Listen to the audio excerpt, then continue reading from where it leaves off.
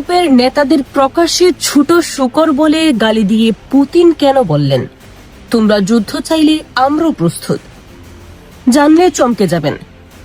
Trump ক্ষমতায় আসার পর যখন সবাই ভাবছে ইউক্রেন যুদ্ধ থামবে, ঠিক তখনই ইউরোপীয় ইউনিয়ন ট্রাম্পের শান্তি প্রস্তাব নাকচ করে দেয়।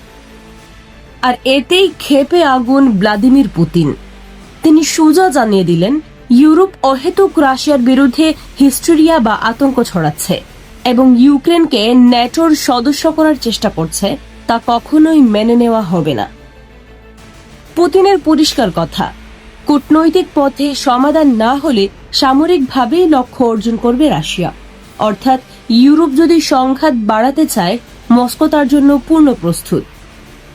যমুনা টিভির মতো মিডিয়াতেও এখন তুলপাড় পুতিনের এই নজিরবিহীন আক্রমণাত্মক ভাষা নিয়ে। এখন প্রশ্ন হলো, ট্রাম্পের শপথের পর ইউরোপের এই জেদ কি তবে তৃতীয় বিশ্বযুদ্ধের ঘণ্টা বাজাচ্ছে? কমেন্টে আপনার মতামত জানান।